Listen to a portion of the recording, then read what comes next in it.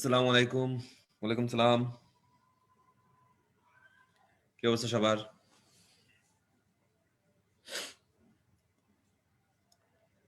তো আশা করি আমরা সবাই ভালো আছি।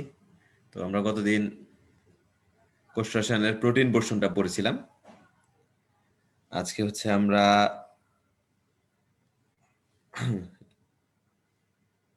চর্বি বা লিপিড অংশটুকু পড়বো। গুড আফটারনুন, আসসালামু আলাইকুম, ওয়ালাইকুম সালাম। তো লিপিডের পোর্শনটায় পড়া কম। লিপিডের পোর্শনটা পড়া মনে রাখা সহজ। তবে লিপিডের পোর্শনের শেষের দিকে কিছু জিনিসপত্র আমরা পাবো। ওইগুলা একটু আমরা এক জায়গায় সামারি করে দিব। তো এটা আমি লিখে দিব, এটা তোমরা পরে নোট নিও। আর এটা ছাড়া যেভাবে বলবো ওইভাবে পড়লে আই গেস তোমার থিওরিটিক্যাল এমসিকিউ কভার হয়ে যাবে। থিওরিটিক্যাল প্রশ্ন আসলে আমি আসতে কখনো দেখি নাই লিপিড থেকে, খুব বেশি কোনোদিন আমি দেখিই নেই আসতে। তো তারপরে যদি চলে আসে কোনো কিছু তার কি ছাড় দেওয়া যাবে না, এ কারণে হচ্ছে আমরা এরকম ভাবে যতটুকু ইম্পর্টেন্ট ওই হিসাব করেই পড়বো। তো আমরা লিপিড পড়ার আগে একটু কিছু লিপিডের কথাবার্তা সম্পর্কে বা একটা বেসিক আইডিয়া কতক্ষণ আমরা ওই হোয়াইট বোর্ডে যেরকম প্রতিদিন পড়ি এরকম আমরা আগে একটু শুরুর দিকে পড়বো। তারপরে হচ্ছে আমরা বইয়ের মধ্যে কি কি তথ্য আছে এগুলো হচ্ছে আমরা তখন দাগায় নিব। ঠিক আছে? আচ্ছা,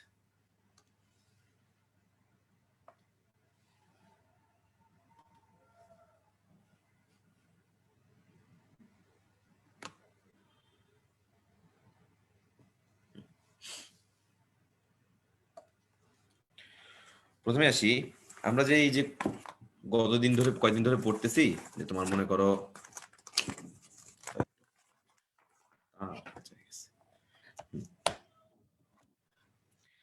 হচ্ছে আমরা প্রোটিন পড়লাম, কার্বোহাইড্রেট পড়লাম, আজকে আমরা লিপিড পড়বো।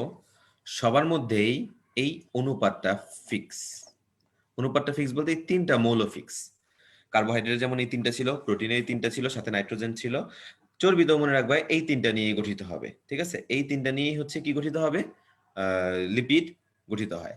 কিন্তু যদি তোমাকে কোনোদিন প্রশ্ন করে যে রাসায়নিক ভাবে কি নিয়ে গঠিত, ঠিক আছে, রাসায়নিক ভাবে কি নিয়ে গঠিত, তখন আমাদের একটু অ্যান্সার চেঞ্জ হয়ে যাবে। যদি তোমার কাছে এমনি নর্মালি জানতে চাই যে কোন কোন মৌলের সমন্বয়ে গঠিত, তখন আমরা বলবো যে কার্বন, হাইড্রোজেন, অক্সিজেন। কিন্তু যদি বলে রাসায়নিক ভাবে কিসের কিসের সমন্বয়ে গঠিত, তখন আমরা মনে রাখবো এটা হচ্ছে অ্যালকোহল এবং ফ্যাটি অ্যাসিড।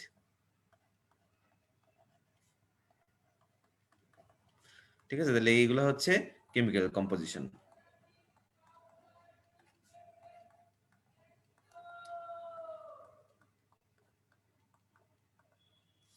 ওকে, তাহলে খেয়াল রেখো যেটা সেটা হচ্ছে যদি ইন জেনারেল জানতে চাই কোন কোন মৌল নিয়ে গঠিত, আমরা বলবো কার্বন, হাইড্রোজেন, অক্সিজেন। আর যদি বলে যে তোমার রাসায়নিক কম্পোজিশন কি, তাহলে আমরা অ্যান্সার দিব হচ্ছে অ্যালকোহল এবং ফ্যাটি অ্যাসিডের সমন্বয়ে গঠিত। ওকে,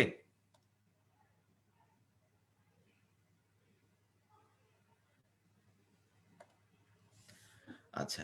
তো এটা গেল হচ্ছে আমাদের একটা কলাম আমরা শিখলাম, মানে একটা পোর্শন আমরা শিখলাম। এরপর তোমাকে বলতে পারে যে চর্বি বা লিপিডের প্রাচুর্য সবচেয়ে বেশি কই। ঠিক আছে, তো চর্বি বা লিপিড এভাবে বলবো না, তো লিপিড সবচেয়ে বেশি কি রূপে বিদ্যমান। আমরা মনে রাখবো লিপিড হচ্ছে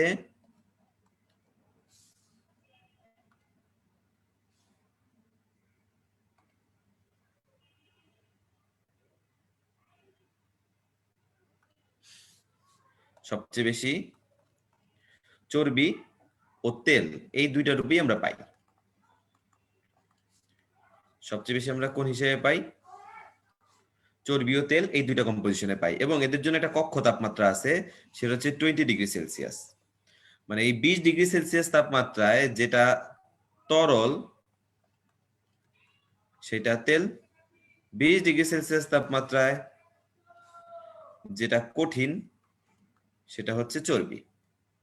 ওকে, আচ্ছা। আবার মনে রাখবা এই লিপিড বা চর্বির কোনো নির্দিষ্ট গলনাঙ্ক নাই। কেন নাই মনে করো, মনে করো নর্মাল যে কোনো একটা কিছুর চর্বি এই ছোটটুক এখানে আছে এতটুক, সেম চর্বি এখানে আছে এত বড়।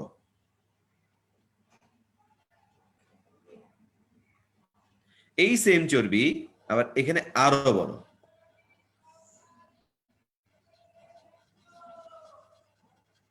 ঠিক আছে, মনে করো আমি এ দিলাম, বি দিলাম, সি দিলাম। আর মনে করো এর জন্য হচ্ছে আমার 15 ডিগ্রি সেলসিয়াস তাপমাত্রা লাগে। এই এতে যে পরিমাণ চর্বি আছে এটা গলতে আমার কতটুকু তাপমাত্রা লাগে 15। তাহলে বি সি দুইটা কি সেম লাগবে? মোটেও না। বলো তো আমাকে কোনটায় সবচেয়ে বেশি তাপ লাগবে, এ বি নাকি সি? বলো কোনটায় সবচেয়ে বেশি লাগবে তাপ, কোনটাকে গলাইতে সবচেয়ে বেশি তাপ লাগবে?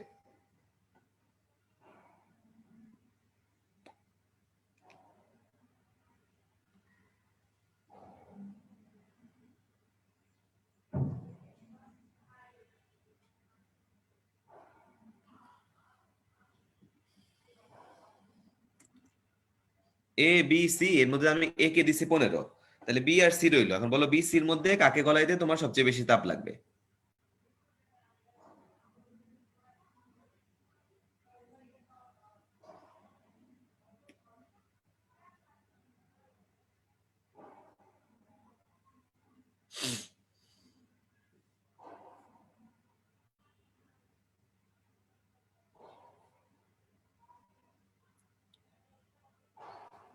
এই ক্যান্সার দাও না কেন?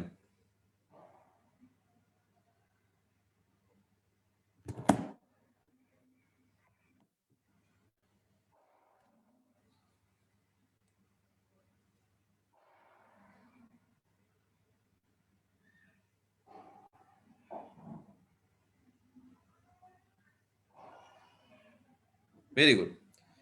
ঠিক আছে, সবচেয়ে বেশি লাগবে হচ্ছে আমার সি কে গলাইতে। একই জিনিস দেখো, যত বড় হইতেছে তার গলনাঙ্ক বেড়ে যেতেছে। তার মানে কি দাঁড়াইলো, যে একটা তুমি বৈশিষ্ট্য বুঝে গেলা যে এই লিপিডের কি নাই, কোনো নির্দিষ্ট কোনো গলনাঙ্ক নাই। গলনাঙ্ককে আমরা এমপি দিয়ে প্রকাশ করতে পারি, মেল্টিং পয়েন্ট। নির্দিষ্ট গলনাঙ্ক নাই। ঠিক আছে, গ্লিসারল এবং অ্যালকোহল কি এক কিনা একজন প্রশ্ন করছে। হ্যাঁ, দুইটাই এক, গ্লিসারল এবং অ্যালকোহল। কারণ দুইটাই অল আছে, মানে বুঝবে লাস্টে হাইড্রোক্সিল মূলক আছে, দ্যাট মিন্স এরা দুইটাই হচ্ছে একই ধর্মী। তাহলে এর কোনো কি নির্দিষ্ট গলনাঙ্ক নেই। এবং কি খেয়াল করতেছো যে তুমি, যত তার আকার বা পরিধি বাড়তেছে মানে তার গলনাঙ্ক বৃদ্ধি পাবে। তার মানে আকার বৃদ্ধির সাথে সাথে এদের গলনাঙ্ক কি হয়, বৃদ্ধি পায়। ঠিক আছে। আচ্ছা, আরেকটা জিনিস মনে রাখবা, এই যে লিপিড বা চর্বি বা তেল, এগুলা পানির চেয়ে ভারী না হালকা? দেখো সবাই, লিপিড,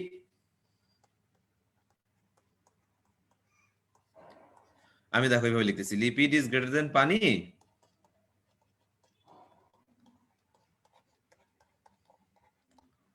ঠিক আছে, মানে লিপিড কি পানির চেয়ে ভারী না হালকা? এই এ, এই বি। তো সবাই অ্যান্সার দাও, কোনটা অ্যান্সার? লিপিড পানির চেয়ে ভারী না হালকা? ভেরি গুড, অলরেডি একজন লিখেই দিছে লিপিড পানির চেয়ে হালকা। এই কারণে একটা সুন্দর বৈশিষ্ট্য কি, যে এটা পানিতে ভাসে। লিপিড পানিতে কি করে, ভাসে। ওকে, লিপিড পানিতে ভাসে। আর কি মনে রাখবো? আর মনে রাখবো আমরা যেটা, সেটা হচ্ছে লিপিড মানে টোটালি একটা, মানে কোনো বৈশিষ্ট্যই নাই বলতে গেলে, ওর কোনো বৈশিষ্ট্যই নেই। কেমন? এরা হচ্ছে কোনো স্বাদ নাই, স্বাদ, বর্ণ, গন্ধ, কিছুই নাই। আবার পানিতে ক্রস, মানে পানিতেও অদ্রবণীয়। বুঝছো, মানে পানিতেও জিনিসটা দ্রবণীয় না।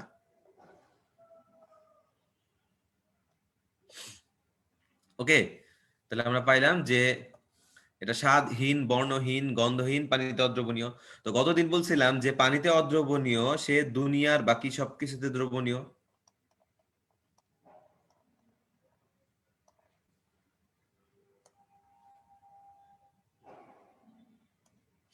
ঠিক আছে, দুনিয়ার বাকি সবকিছুতে দ্রবণীয়, এটা আমরা পড়ছি। তার মানে যে বইয়ের মধ্যে কিছু জৈব দ্রাবকের নাম পড়বো, অ্যাসিটোন, বেনজিন, অ্যালকোহল, মানে এই সমস্ত জায়গায় লিপিড দ্রবীভূত হবে কি হবে না, সিম্পল কথা, যেহেতু সে পানিতে অদ্রবণীয়, তার মানে সে অবশ্যই অবশ্যই কি বাকি জিনিসগুলাই দ্রবণীয় হবে। ওকে। আচ্ছা, তারপরে আমরা আসি যেটা, সেটা হচ্ছে আহ লিপিড ভাঙলে আমরা কি পাই? ঠিক আছে, লিপিড ভাঙলে আমরা পাই হচ্ছে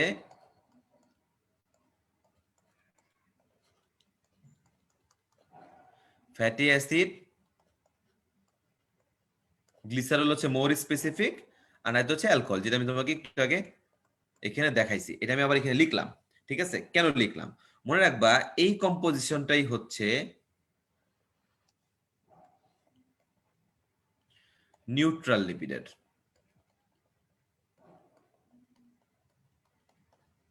মানে তার মানে নিউট্রাল লিপিডও কি দ্বারা গঠিত? ফ্যাটি অ্যাসিড গ্লিসারলের সমন্বয়ে গঠিত। কি দ্বারা গঠিত?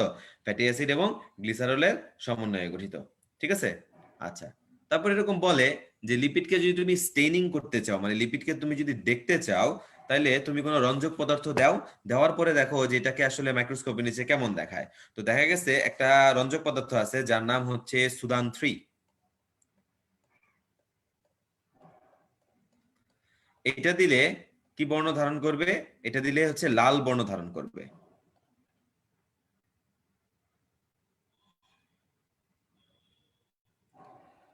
ঠিক আছে, যে সুদান 3 হইলে সেটা কি হবে? লাল হবে। আচ্ছা, এখন একজন একটা খুব সুন্দর প্রশ্ন করছে।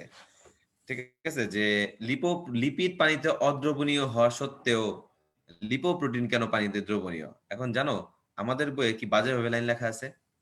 আমাদের বইয়ে তুমি যখন লিপোপ্রোটিন জিনিসগুলা লিপিড ওরিয়েন্টেড জায়গায় পড়ো, তখন একবার লিখবে হয়তো দ্রবণীয় বা অদ্রবণীয়, আবার প্রোটিনের ক্ষেত্রে মানে দুই জায়গায় সেম কথা লেখা নাই। প্রোটিনের ক্ষেত্রে লিখছে হয়তো দ্রবণীয়, আর লিপিডের ক্ষেত্রে লিখবে অদ্রবণীয়। ব্যাপারটা এরকম।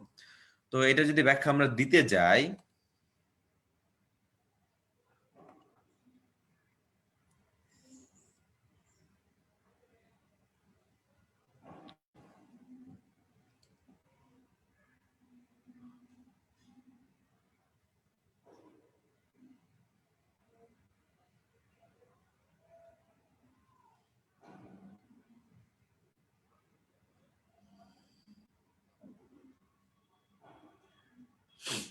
তাহলে দাঁড়াও আমরা তাহলে এতটুকু শেষ করি, তারপর আমি এটার ব্যাখ্যা দিচ্ছি। ঠিক আছে, এই জায়গাটাকে একটু লিখতে লিখতেছি, বৈশিষ্ট্যের প্রশ্নটা পুরোটা শেষ করে দিই। আচ্ছা, টেম্পারেচারের কথা তোমাকে অলরেডি পড়াইছি। হ্যাঁ, এখানে মোটামুটি আমাদের হচ্ছে লিপিডের বৈশিষ্ট্যের অংশটুকু পড়া হয়ে গেছে। তাহলে এটা আমরা একটু সেভ করে রাখি।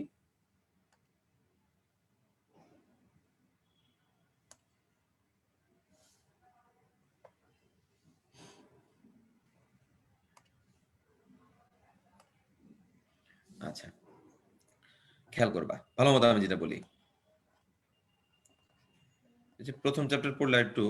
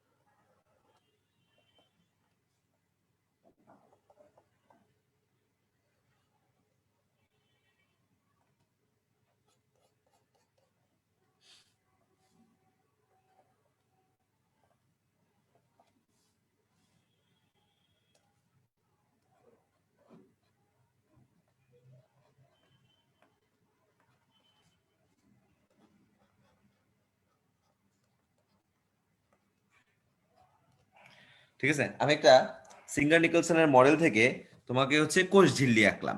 ঠিক আছে, কোষ ঝিল্লি এঁকে দেখাইলাম। এখন আমার কি লাগবে? ঠিক আছে, এই কোষ ঝিল্লির মধ্যে এই অংশটা হচ্ছে বলি আমরা, কালারটা চেঞ্জ করি, এই অংশটাকে আমরা বলি হচ্ছে লিপিড বাইলেয়ার। এটাকে আমরা কি বলি? লিপিড বাই লেয়ার, মানে দুইটা লেয়ার আছে। এখন লিপিড বাই লেয়ারের পার্ট কি কি আছে দেখো। এই গোল অংশটা, এটাকে আমরা বলি মাথা, আর এই অংশগুলা এটাকে আমরা বলি লেজ।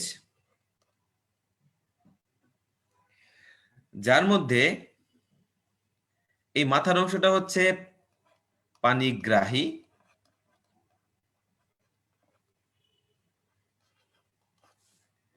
লেজটা হচ্ছে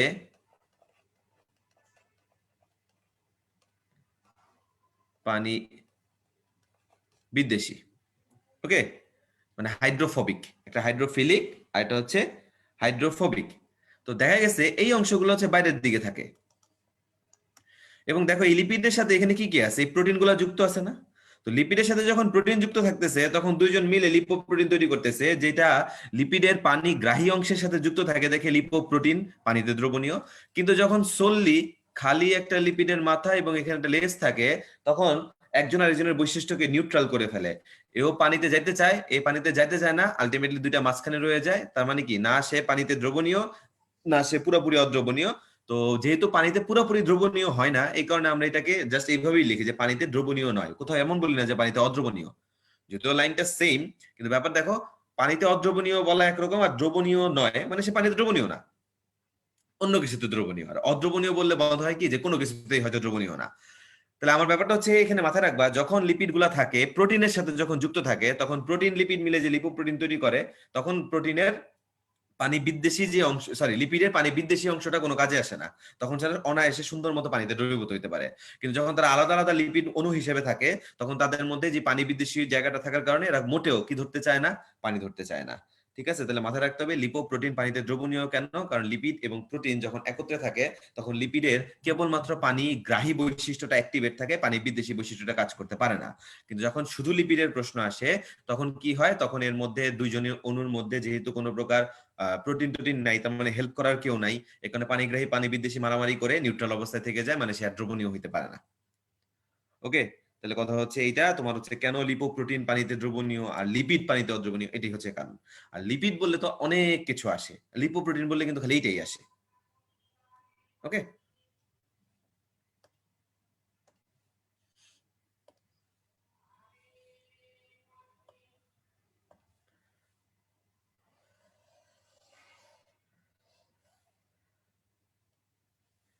আচ্ছা,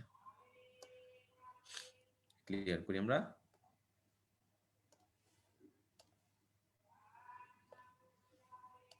এই দেখো,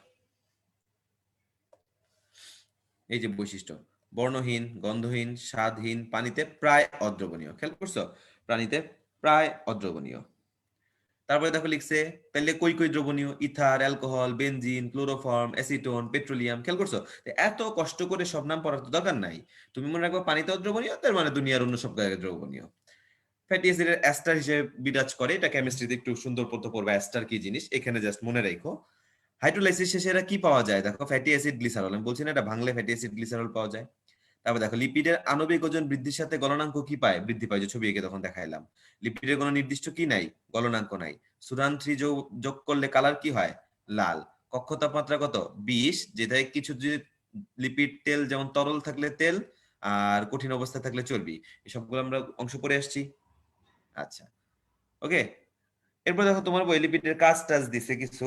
তো লিপিডের কাজ বলতে গেলে তোমাকে চর্বি, তেল, মোম, ফসফোলিপিড, গ্লাইকোলিপিড, লিপোপ্রোটিন, আমরা যে সবগুলা পড়বো সবগুলোর কথাই লেখা আছে। তো এখন তোমার আমি যদি নর্মালি বলি তুমি কিভাবে পড়বা, এটা আমরা একটু হোয়াইট বোর্ডে যাই। দেখো, যখনই তোমার পড়ায় আসবে মোম, তুমি মনে রাখবা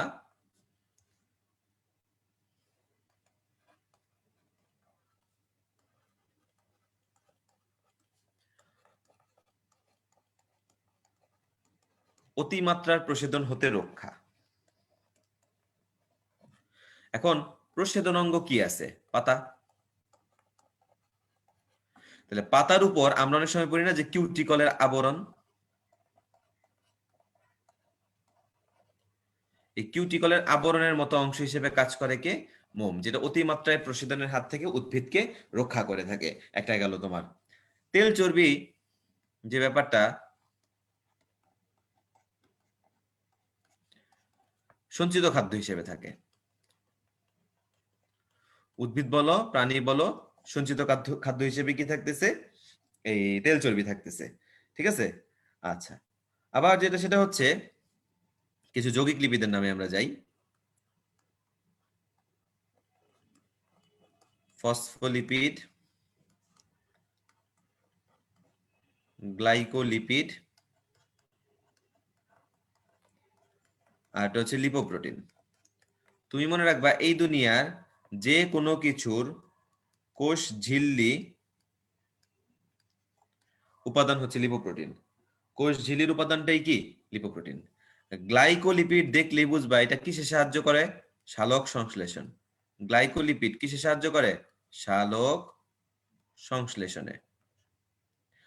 ফসফোলিপিড কিসে সাহায্য করে? অনেকগুলা কাজে সাহায্য করে, যার মধ্যে তোমাকে দুইটা মনে রাখতে হবে। একটা হচ্ছে আয়ন বাহক, এবং আরেকটা পয়েন্ট হচ্ছে মেমব্রেন। মানে এরাও ঝিল্লি প্রস্তুত করার জন্য যে প্রয়োজনীয় উপকরণ দরকার এটা তৈরি করতে পারে।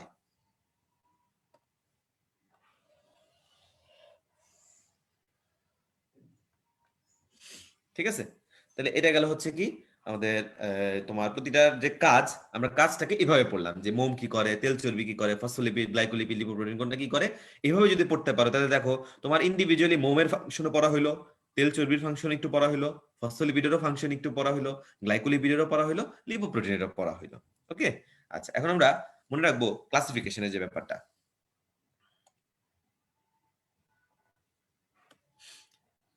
সেটা হচ্ছে আমরা যদি লিপিডকে ক্লাসিফাই করি, লিপিডকে আসলে দুইটা ধর্মের ভিত্তিতে ভাগ করা গেছে। এখনো কিন্তু কয়েক প্রকার বলি নাই, দুইটা ধর্মের ভিত্তিতে ভাগ করা গেছে।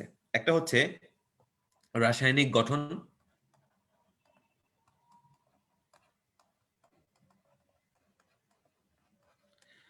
ঠিক আছে, আর একটা হচ্ছে আণবিক গঠন।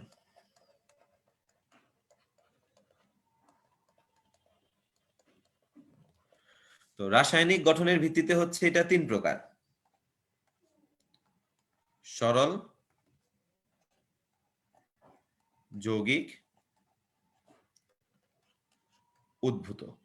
উদ্ভিদ লিখে ফেলছি।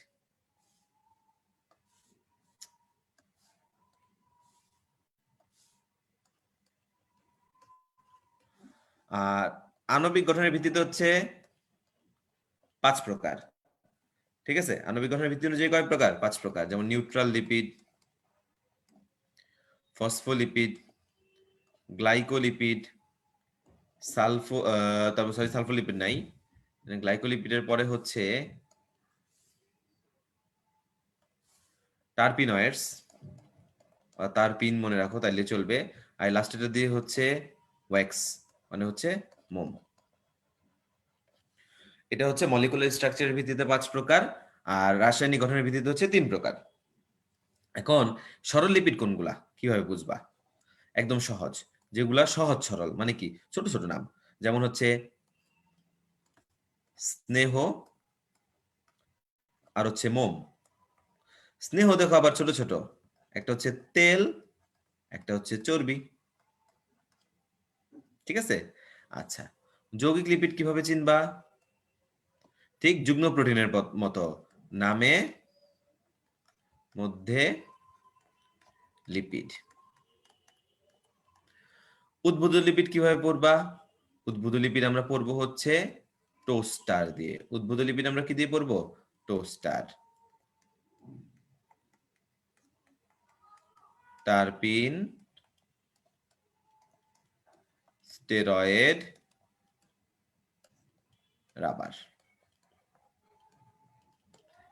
এই হচ্ছে টোটাল ক্লাসিফিকেশন। ঠিক আছে, আমি তোমাকে পুরোটা ক্লাসিফিকেশন সুন্দর মতো দিয়ে দিলাম এক জায়গায়।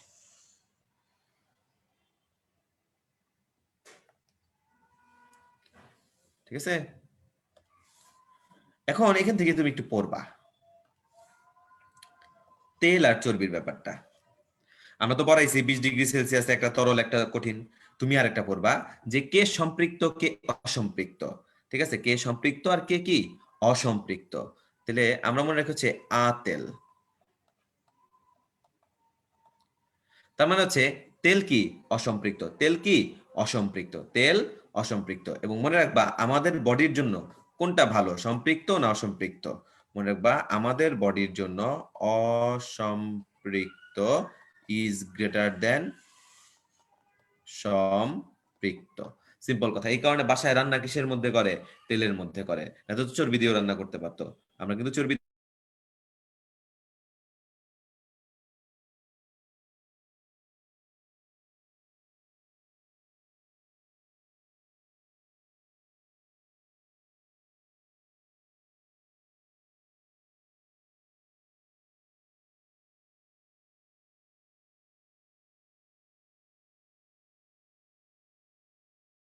বলতে পারে এদের ফাংশন, এটাও আমরা হালকা পাতলা এখানে পড়ি। তেল চর্বির ফাংশন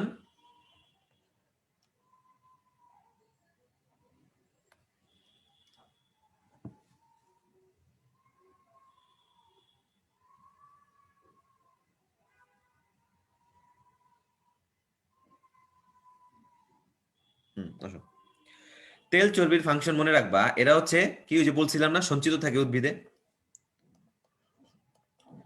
তাইলে পরে যদি কখনো তোমার দরকার পড়ে শক্তি, তাহলে এরা কি এখান থেকে শক্তি দিবে। এখানে দেখবা লেখা থাকে যে ভ্রূণের অঙ্কুরোদ্গম কালে বা বীজের অঙ্কুরোদ্গম কালে প্রয়োজনীয় শক্তি সরবরাহ করে কি তেল আর চর্বি। ওকে, মোমের ফাংশন তোমাকে পরে রাখছি, যে কয়টা পরে ততটুকু মনে রাখবা।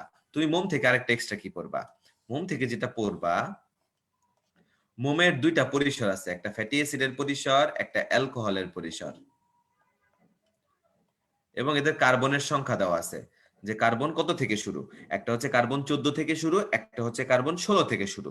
আমরা কিভাবে পড়বো, 14 ইংরেজি কি 14, তাহলে ফ্যাটি অ্যাসিডের এফ, 14 এর এফ, তাহলে এটা হচ্ছে C14 থেকে শুরু।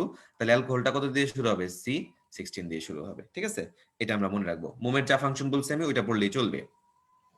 যৌগিক লিপিড বলছি, নামের শেষে লিপিড থাকবে। আচ্ছা, এটা আমরা পড়াইনি, যে এখান থেকেই পড়ি। দেখো, নিউট্রাল লিপিড আণবিক গঠন অনুযায়ী নিউট্রাল লিপিডের জন্য আমরা মনে রাখি হচ্ছে ফগ, এবং তার নিচে হচ্ছে 31।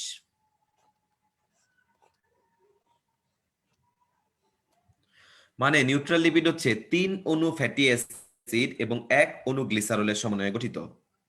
ঠিক আছে, নিউট্রাল অ্যাসিড নিউট্রাল লিপিডটাই কি, এই নিউট্রাল লিপিডের আরেক নাম হচ্ছে ট্রাইগ্লিসারাইড। নিউট্রাল লিপিডের আরেক নাম কি, ট্রাইগ্লিসারাইড। টিজি দিয়ে আমরা কি বলি, ট্রাইগ্লিসারাইড। এটা কিসের সমন্বয়ে গঠিত, 3 অণু ফ্যাটি অ্যাসিড 1 অণু গ্লিসারলের সমন্বয়ে গঠিত। ঠিক আছে, আচ্ছা এর ডিটেইলস আমি একটু পরে যাচ্ছি। ফসফোলিপিডের জন্য মনে রাখবা, তাহলে এখানে কি হয়েছে, একটা লিপিডের যা যা গঠন দরকার ছিল তার সাথে ফসফেট যোগ হয়েছে, এবং এর 3টা পার্ট, লেসিথিন, সেফালিন, আর এটা হচ্ছে প্লাজমালোজেন। ঠিক আছে, আচ্ছা সবাই একটু এতটুকু পড়ো তো, আমার এখানে একটু নেটে ডিস্টার্ব করতেছে, আমি একটু দেখি।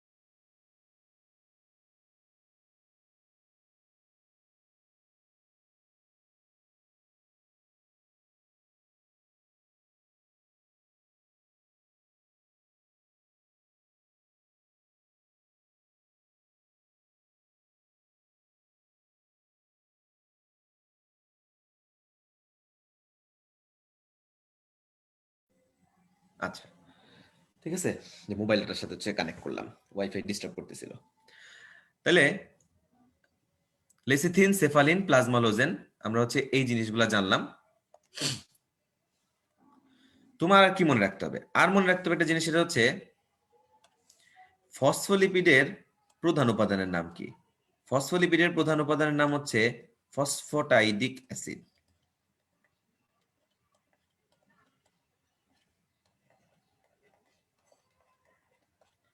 ফসফোটাইডিক অ্যাসিড, ঠিক আছে, ফসফোটাইডিক অ্যাসিড। বাস এতটুকু মনে রাখবা। ফাংশন তো বলছি আমরা যে মেমব্রেন তৈরি করতে হেল্প করবে, আয়ন বাহক হিসেবে হেল্প করবে। একটা এক্সট্রা ফাংশন মনে রাখবা যেটা উদ্ভিদ বিজ্ঞানের সাথে যায় না, সেটা হচ্ছে রক্ত জমাট বাঁধাতে সাহায্য করে।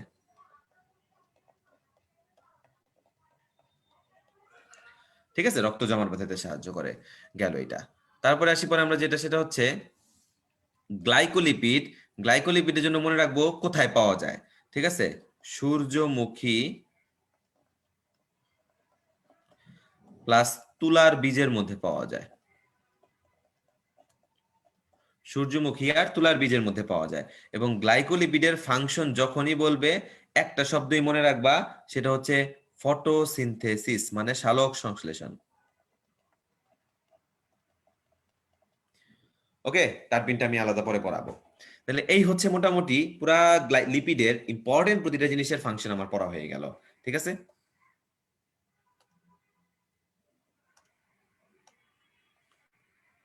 এবার আমরা আরেকটা জিনিস পড়বো এখানে, স্ট্রাকচার সম্পর্কে একটু শিখবো। সেটা হচ্ছে তুমি মনে রাখবা যে দ্বিবন্ধন আর ওই এক বন্ধনের যে ব্যাপারটা, ঠিক আছে, দ্বিবন্ধন আর এক বন্ধনের ব্যাপারটা, যার মধ্যে মনে করো এরকম ডাবল বন্ডিং থাকে সেটাকে আমরা বলি আনস্যাচুরেটেড। ঠিক আছে, আর যার মধ্যে সিঙ্গেল বন্ড থাকবে তাকে আমরা বলি স্যাচুরেটেড। বা সহজ কথায় যার মধ্যে ডাবল বন্ড নাই সে হচ্ছে স্যাচুরেটেড, আর যার মধ্যে আছে সে হচ্ছে আনস্যাচুরেটেড। তো আমি তোমাকে মাত্র বলেছি আনস্যাচুরেটেড কে তেল, আর স্যাচুরেটেড কে চর্বি। ঠিক আছে, এবং আমরা এই কারণে তেলটা হচ্ছে আমাদের জন্য ভালো আর চর্বিটা আমাদের জন্য কি খারাপ। এখন তোমার কিছু উদাহরণ খালি শিখতে হবে, সেটা হচ্ছে আনস্যাচুরেটেড এর জন্য আমরা মনে রাখি হচ্ছে আলি, আর স্যাচুরেটেড এর জন্য মনে রাখি হচ্ছে আমরা সাস্ট। কেন দেখো, স্যাচুরেটেড ছয়টায় সংযুক্ত দিয়ে উদাহরণটা হচ্ছে স্টিয়ারিক অ্যাসিড, আর আনস্যাচুরেটেড ল দিয়ে উদাহরণটা হচ্ছে লিনোলেনিক অ্যাসিড বা লিনোলিক অ্যাসিড, দুইটাই হতে পারে, লিনোলেনিক, লিনোলিক।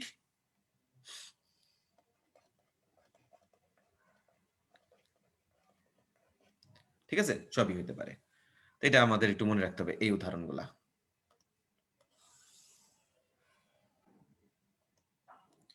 ওকে, আচ্ছা, তারপর আসা একটা জিনিস, এই যে মনে করো আমি ডাবল বন্ড দিলাম, এইও আমি ডাবল বন্ড দিলাম, আর এখানে দুই রকম আছে। কি দুই রকম আছে? এখানেও তো হাত আছে, এখানেও হাত আছে, এখানে হাত আছে, এখানেও হাত আছে। যদি হাইড্রোজেন গুলো এরকম বিপরীত থাকতে পারে, আবার হাইড্রোজেন গুলা একই পাশে থাকতে পারে। যখন হাইড্রোজেন গুলো এরকম বিপরীত দিকে থাকে তখন আমরা এটাকে বলি ট্রান্স ফ্যাটি অ্যাসিড, একই দিকে থাকে তখন আমরা বলি সিস ফ্যাটি অ্যাসিড। দুই দিকে থাকলে আমরা এটাকে বলি ট্রান্স, আর একদিকে থাকলে আমরা কি বলি সিস। ঠিক আছে, তো মনে রাখতে হবে যেটা, সেটা হচ্ছে আমাদের জন্য কোনটা ভালো, আমাদের জন্য ভালো হচ্ছে সিস। সিস হচ্ছে আমাদের জন্য ভালো। কিসের মধ্যে বেশি পাওয়া যায়? Olive oil. ঠিক আছে, কিসের মধ্যে বেশি পাওয়া যায়? অলিভ অয়েলের মধ্যে বেশি পাওয়া যায়। এই কারণে তো দেখবা মিডল ইস্টের যারা, তারা কিন্তু খায় কিসে, ম্যাক্সিমামই খাবার রান্না করে যে জয়তুনের তেল বলে। ঠিক আছে, অ্যাকচুয়ালি অলিভের তেল দিয়ে তারা রান্না করে, অলিভ অয়েল। এবং অলিভ অয়েলে খাইলে কিন্তু খাবারের পুষ্টিমানও ভালো থাকে এবং আমাদের জন্য অ্যাপারেন্টলি ক্ষতিকরও কম। ঠিক আছে, কিন্তু ট্রান্সটা কিন্তু অনেক বেশি ক্ষতিকর। আচ্ছা, আরেকটা জিনিস মনে রাখবা, সেটা হচ্ছে যদি মনে করে এই যে ডাবল বন্ডটা, ঠিক আছে, বা যেটারই হোক, এই রাশিতে না দেখে আমরা মনে করো আলাদা আলাদা দেখলাম, কাউন্ট করলাম 1 2 3 4 5 6 7। এখন যদি এরকম হয় যে 3 নাম্বার কার্বনে ডাবল বন্ড, তাহলে এটাকে আমরা বলি হচ্ছে ওমেগা 3 ফ্যাটি অ্যাসিড। আর যদি আমরা দেখি 6 নাম্বার কার্বনে ডাবল বন্ড, তখন এটাকে আমরা বলি ওমেগা 6 ফ্যাটি অ্যাসিড। ঠিক আছে, মনে রাখবা এই যে এই জিনিসগুলো আমাদের বডি নিজের থেকে তৈরি করে না, কিন্তু দেহ গঠনে বা ব্রেইন বিকাশ বা চোখের বিকাশে খুব ভালো ভূমিকা রাখে হচ্ছে এই যে ওমেগা সমৃদ্ধ এই জিনিসগুলা। এই কারণে বলা হয় আজকাল কি ওমেগা যুক্ত খাবার খাইতে, ওমেগা 3, ওমেগা 6, ডিমও বের হয়ে গেছে, কিন্তু এটাই হচ্ছে কারণ মেনলি, যে আমাদের বডির জন্য এটা ভালো। ঠিক আছে, আচ্ছা, তাহলে এই গেল হচ্ছে আমাদের মোটামুটি যে স্ট্রাকচার বেস যে কথাগুলো তোমার বইয়ে লেখা ছিল সেই অংশগুলা পড়া। এর বাইরে আমার আসলে এখানে তেমন কোনো কিছু নাই, দরকারও নাই। এবার আমরা একটু বইয়ে যাই। আমরা কিন্তু আমাদের পড়ার বিশাল অংশ অলরেডি সাজায় ফেলছি।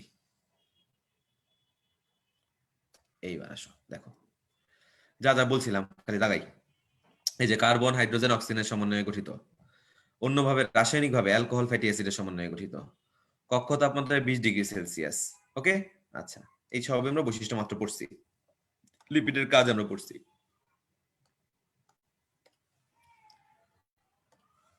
ঠিক আছে, লিপিডের শ্রেণী বিভাগ দেখো, রাসায়নিক আণবিক পড়ছি, সহজ সহজ স্নেহদ্রব্য, তেল চর্বি ফাংশন, তেল চর্বির পার্থক্য পড়াইছি, ট্রাইগ্লিসারাইডের মধ্যে ফক পড়াইছি। এখানে আসার পরে আমি তোমাদের কি পড়াইছি যে stearic acid, linoleic acid, linoleic acid. ঠিক আছে, একটা হচ্ছে আনস্যাচুরেটেড, স্যাচুরেটেড আছে, এটা আজানটা শীর্ষক।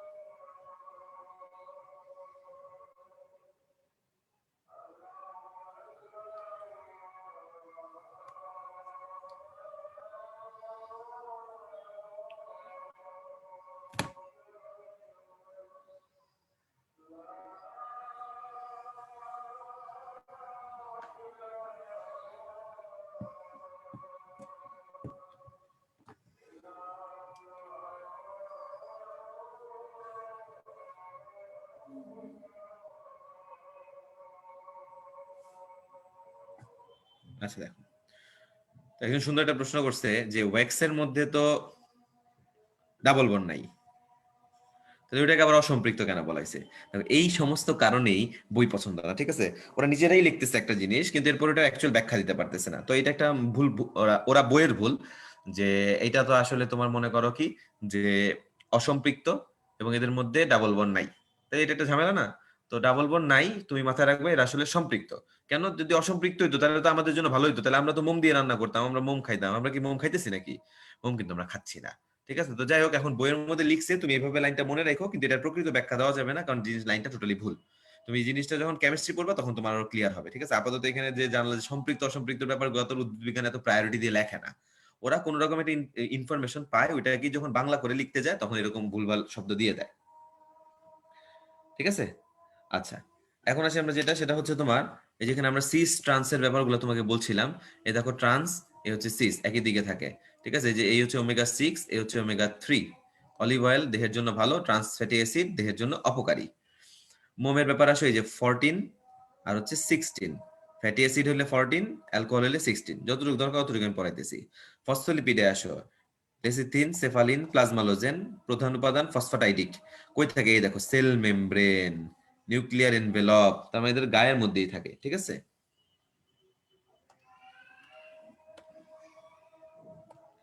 তারপর দেখো গ্লাইকোলিপিড, এই এতে ফসফেটের পরিবর্তে গ্যালাক্টোজ বা গ্লুকোজ থাকে। এটা এমসিকিউর জন্য ইম্পর্টেন্ট। গ্লাইকোলিপিডে ফসফেটের পরিবর্তে কি থাকে? গ্যালাক্টোজ বা গ্লুকোজ। কিসের মধ্যে অনেক বেশি পাওয়া যায়? সূর্যমুখী এবং তুলার বীজ। বলছি না আমি, ফাংশন হিসেবে কি মনে রাখতে বলছি? খালি ফটোসিনথেসিস। সালফোলিপিড নরমাল রিডিং পড়বা, ক্লোরোপ্লাস্টের মধ্যে পাওয়া যায়, এত ইম্পর্টেন্ট না। লিপোপ্রোটিন তোমাকে শুরুতে পড়াই ফেলছি, ওকে? আচ্ছা, এখন লিপিড প্রোফাইল, উদ্ভূত লিপিড, এগুলো আমরা শিখবো।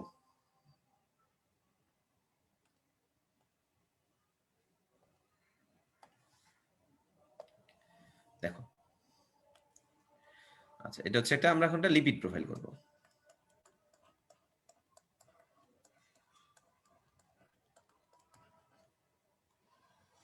লিপিড প্রোফাইলে আমরা চারটা জিনিস দেখি। আমরা দেখি হচ্ছে টোটাল কোলেস্টেরল, আমরা দেখি হচ্ছে লো ডেনসিটি লিপোপ্রোটিন, আমরা দেখি হাই ডেনসিটি লিপোপ্রোটিন, আমরা দেখি ট্রাইগ্লিসারাইড বা টিজি। আমি শর্ট ফর্ম গুলো লিখলাম, কিন্তু প্রত্যেকের একটা ডিজায়ারেবল পয়েন্ট আছে, প্রত্যেকটারই একটা বর্ডার লাইন কন্ডিশন আছে, মানে তুমি খারাপের দিকে যাচ্ছ।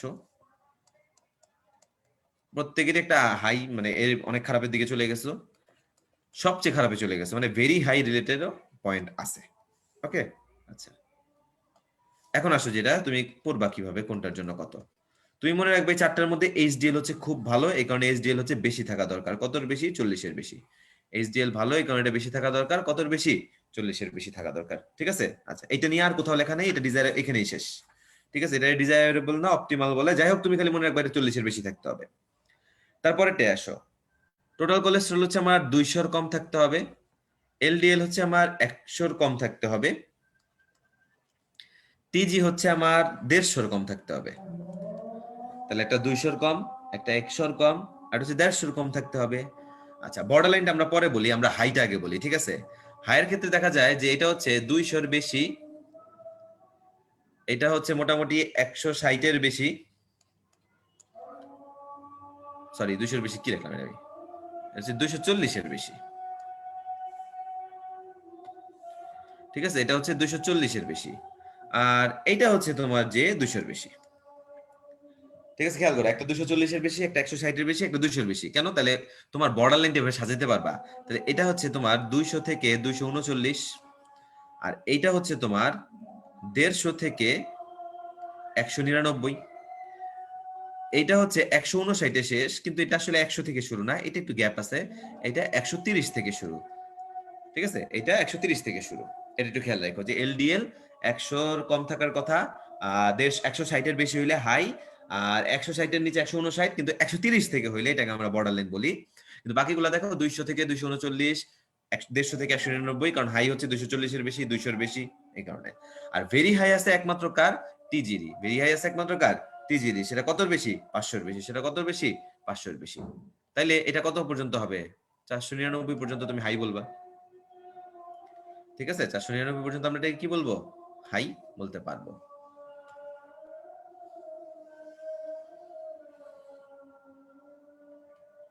ওকে, তাহলে এটা হচ্ছে লিপিড প্রোফাইলের কথাবার্তা গেল। ঠিক আছে, এটা কিন্তু মনে রাখতেই হবে। আচ্ছা, তুমি আর কি মনে রাখবা? আর মনে রাখবা যেটা, সেটা হচ্ছে আমাদের দেহে বইয়ের মধ্যে যেভাবে লেখা আছে, স্বাভাবিক কোলেস্টেরলের মাত্রা 0.15 থেকে 1.20% এভাবে লেখা আছে স্বাভাবিক কোলেস্টেরলের মাত্রা। যার মধ্যে আবার এটা লিখছে যে high density low density lipoprotein দুইটা আছে। এর মধ্যে আমাদের মধ্যে মাথায় রাখতে হবে যে কে ভালো কে খারাপ। পরীক্ষার হলে ভুল হয়ে যায়। কিরকম ভুল হয়? যে সবাই ভাবে লিপিডটা এমনি স্বাস্থ্যের জন্য খারাপ, তাহলে এইটা বেশি হাই, তাহলে আরো খারাপ হওয়া উচিত, তাহলে লো হইলেই মনে হয় ভালো। কিন্তু না, এই ভুলটা করা যাবে না। মনে রাখতে হবে এইচডিএল বা হাই ডেন্সিটি লিপোপ্রোটিনটাই হচ্ছে আমাদের দেহের জন্য ভালো।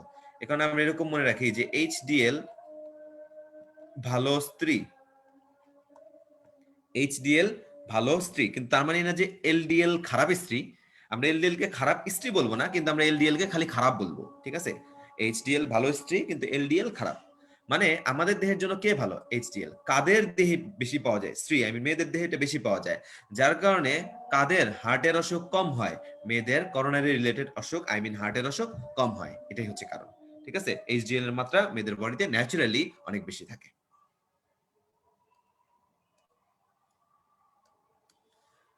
আসি আমরা আমাদের বইয়ে। এই যে আমরা এটা পড়লাম, উদ্ভূত লিপিড টোস্টার তোমাকে পড়াইছিলাম, ও চারটে জিনিস মনে রাখবা। এদের প্রত্যেকের মধ্যে এই যে এই জিনিসটাকে বলে আইসোপ্রিন। এবং উদ্ভূত লিপিড গুলা হচ্ছে আইসোপ্রিনের পলিমার। উদ্ভূত লিপিড গুলা কি? আইসোপ্রিনের পলিমার। এই যে আমরা তখন টোস্টার পড়ছিলাম না, টারপিন, স্টেরয়েড, রাবার। মনে রাখবা টারপিন হচ্ছে 10 থেকে 40, স্টেরয়েড 27 থেকে 29, রাবার 3000 থেকে 6000। প্রথম লিমিট মনে রাখলেই চলে। একটা 10 থেকে শুরু, একটা 27 থেকে শুরু, আর একটা কি 3000। এখন আসে আগে স্টেরয়েড থেকে তোমাকে কি শিখতে হবে। স্টেরয়েড হচ্ছে হাইড্রোক্সিল গ্রুপ থাকে। যেই স্টেরয়েডে হাইড্রোক্সিল গ্রুপ থাকে তাকে আমরা স্টেরল বলি। ব্যাকটেরিয়া, সায়ানোব্যাকটেরিয়া ছাড়া সকল উদ্ভিদেই স্টেরল বিদ্যমান। কিছু উদাহরণ আছে দেখো, স্টিগমাস্ট কোলেস্টেরল, স্টিগমাস্টেরল, অর্গাস্টেরল, বিটা সিস্টোস্টেরল, ডিজিটালিন। তো এমসিকিউর জন্য খুব ইম্পর্টেন্ট, হৃৎপিণ্ডের চিকিৎসায় ডিজিটালিন ব্যবহার করা হয়। হৃৎপিণ্ডের চিকিৎসায় কি ব্যবহার করা হয়? ডিজিটালিন ব্যবহার করা হয়। আর নিউরোস্পোরা ইস্টে কি পাওয়া যায়? আর্গাস্টেরল। নিউরোস্পোরা ও ইস্টে কি পাওয়া যায়? অর্গাস্টেরল পাওয়া যায়। আলু, চুপড়ি আলুতে সর্বোচ্চ পরিমাণে কি পাওয়া যায়? কোলেস্টেরল পাওয়া যায়। এই কারণে যাদের বয়স বেশি হয়ে যায় তাদেরকে কি খাইতে মানা করা হয়? আলু, চুপড়ি আলু, মানে মাটির নিচে যে উদ্ভিদগুলো হয় এগুলো একটু কম কম খাইতে বলা হয়, যেহেতু কি কোলেস্টেরল প্রিডমিনেন্স। গেল আমাদের এটার কথা। এই যে এখানে দেখো দিয়ে দিছে কোলেস্টেরল দুই প্রকার, এলডিএল, এইচডিএল, 0.15 থেকে 1.20। আমি কি বলছি? এইচডিএল বেশি থাকা মন্দ নয়, তবে এলডিএল বেশি থাকা খুবই ক্ষতিকর। স্ত্রীলোকের রক্তে এইচডিএল বেশি থাকে, এলডিএল কম থাকে। এজন্য পুরুষ লোক অপেক্ষা স্ত্রীলোকের হৃদরোগ কম হয়। ক্লিয়ার? আচ্ছা, টারপিনসের ক্ষেত্রে মনে রাখবো, এই যে টারপিনস দেখো যে 10 থেকে 40 লিখছে। এর উৎস, টারপিনসের উৎস কই কই পাওয়া যায়? টারপিনসের উৎস কই কই পাওয়া যায় মনে রাখার জন্য আমরা লিখবো পুতুল পাই। এটা হচ্ছে পুদিনা, তুলসী।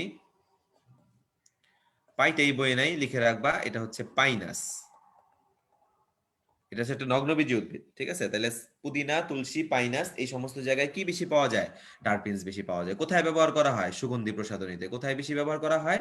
সুগন্ধিতে। আচ্ছা, রাবারের ক্ষেত্রে দেখো 3 থেকে 6 হাজার আইসোপ্রিন এককের কথা লেখা আছে। রাবার দিয়ে হচ্ছে টায়ার টুয়ার বানায়, এটা লেস ইম্পর্টেন্ট, রিডিং পড়লেই পারবা। এখন আসি আমরা যে ভিন্ন ধর্মী লিপিড। আমি ভিন্ন ধর্মী লিপিডের কিছু কথাবার্তা লিখবো, ওই দিয়েই হচ্ছে তোমার পড়া শেষ হয়ে যাবে।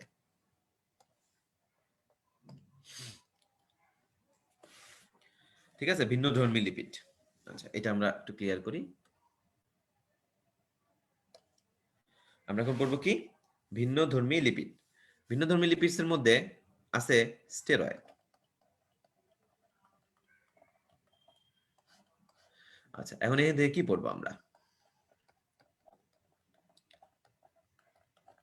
টেস্টোস্টেরন আর ইস্ট্রোজেন। যদিও এটা হরমোন, কিন্তু এটা কি স্টেরয়েড ধর্মী। এটা কি ধর্মী? স্টেরয়েড ধর্মী। তার মানে লিপিডের পার্ট। এটা ভিন্ন ধর্মী লিপিড। এটা কি করতেছে? যৌন বিকাশ ঘটায়।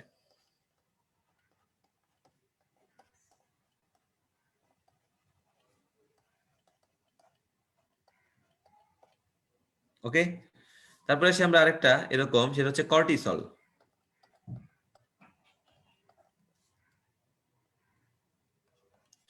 ও কি করে?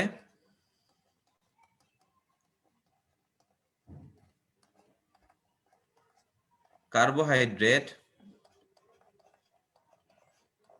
ও প্রোটিন হজম করে, লবণ ভারসাম্য,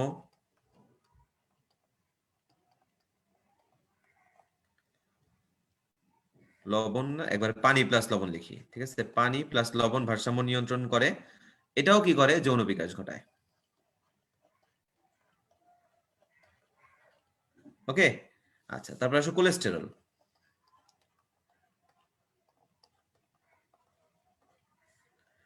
কোলেস্টেরল কি করে? কোলেস্টেরল কোষীয় ঝিল্লি গঠন করে,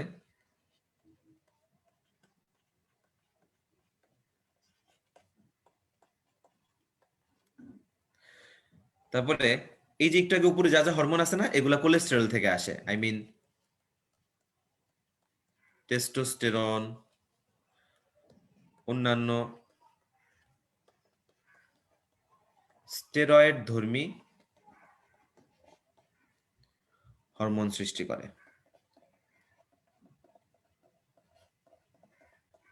ঠিক আছে, আরেকটা জিনিস সৃষ্টি করে, সেটা হচ্ছে বাইল সল্ট। এটা আমাদের পরিপাকে হেল্প করে।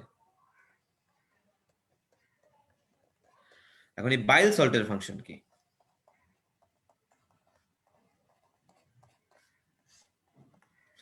চর্বি হজম, ঠিক আছে। বাইল সল্টের ফাংশন কি? চর্বি হজম।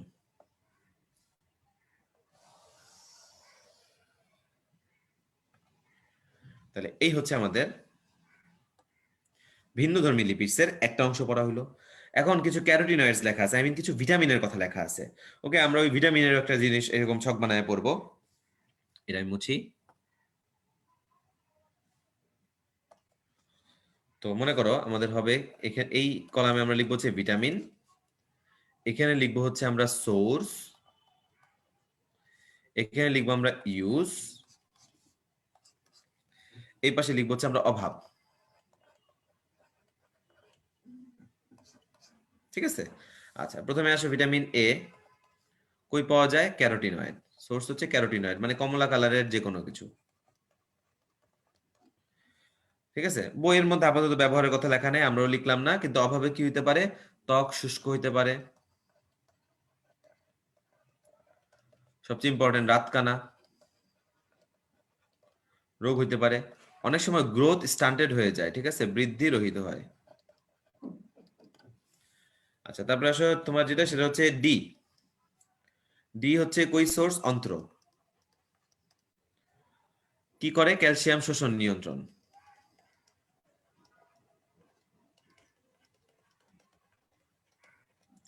অভাবে কি হইতে পারে? হাড়জনিত অসুখ।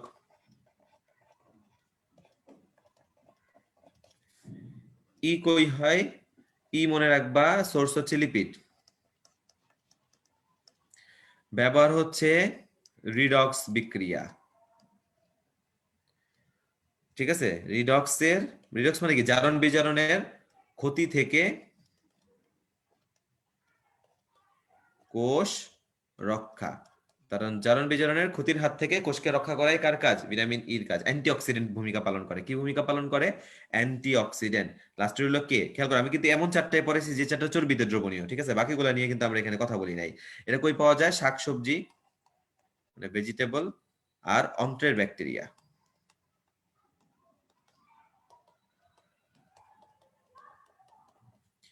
এটার ফাংশন কি? রক্ততঞ্চন।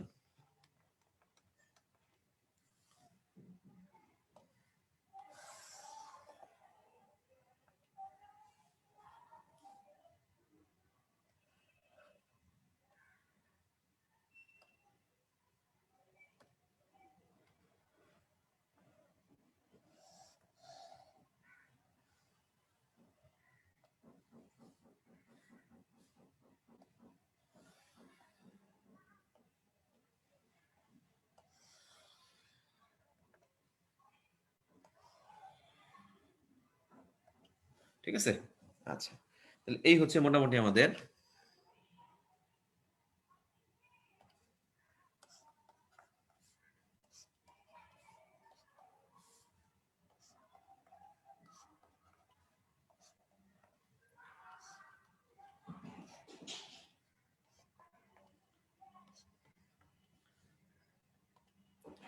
ওকে, ভিন্নধর্মী লিপিডের কথাবার্তা মোটামুটি পড়া হয়ে গেল, আমাদের তেমন কিছু বাকি নেই।